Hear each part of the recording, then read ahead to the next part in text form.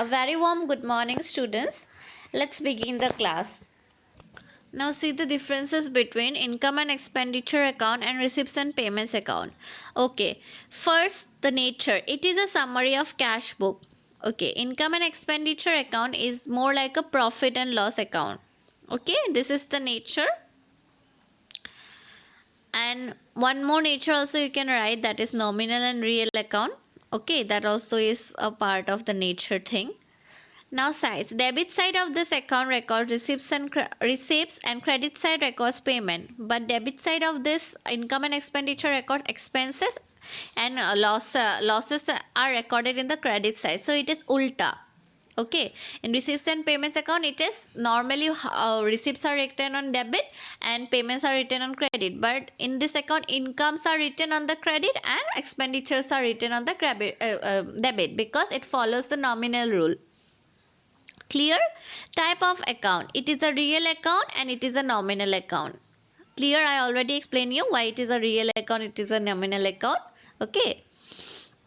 Opening balance. Now receipts and payments account starts with the opening and a closing balance, but income and expenditure account has no opening or closing balance. It only has a closing balance, which is also not recorded as true balance CD. It is only recorded as to excess of income over expenditure or to excess of expenditure over income. Okay. Now next, the closing balance. Yes, already I told you the closing thing in the opening balance part only. Okay. Now so directly come to point number 6, capital and revenue items. Okay. Now receipts and payments account has doesn't differentiate between capital and revenue items. Okay.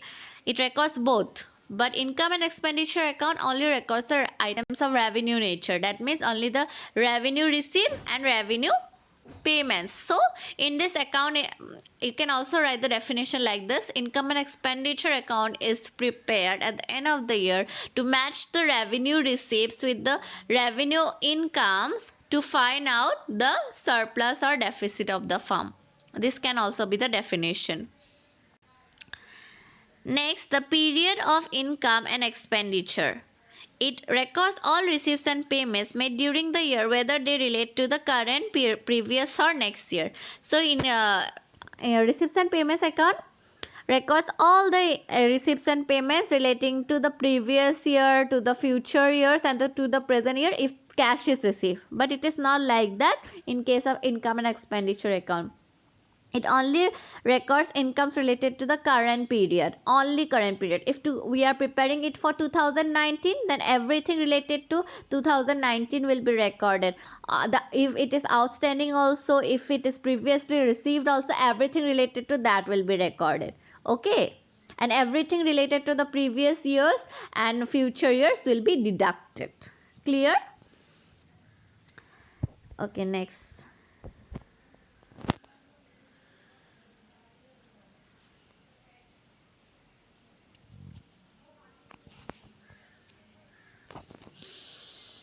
Number 8. Adjustments are not considered while preparing it because it is prepared on cash basis of accounting. So now see, receipts and payments account is prepared on cash basis of accounting. Therefore, the adjustments are not recorded in it. In receipts and payments account, adjustment need to be recorded because we record non-cash items like depreciation, outstanding expenses, prepaid expenses, prepaid incomes, everything. Okay, so we have to take care of the adjustments. It is same like we did in the profit and loss account last year. Now balance sheet. It is not necessarily be accompanied by a balance sheet because all revenue as well as capital items are included in it. Okay, receipts and payments account says it do not form a part of double entry system also. So it is not followed up by a balance sheet. But income and expenditure account, after that we have to prepare the balance sheet. Okay, because it does not include the capital items. So capital items, where it will go? It will go to the balance sheet. Yes or no? Okay. Transfer of closing balance. Closing balance of this account is transferred to the receipts and payments of the next year. But the closing balance of this account, which is either surplus or deficit, is either added or deducted from the capital fund in the balance sheet, which we already did in the profit and loss account last year.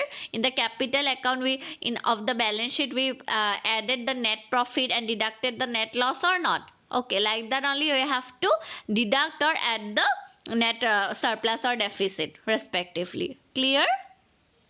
Okay, we are done with this, I hope. Now come to the differences between income and expenditure account and profit and loss account.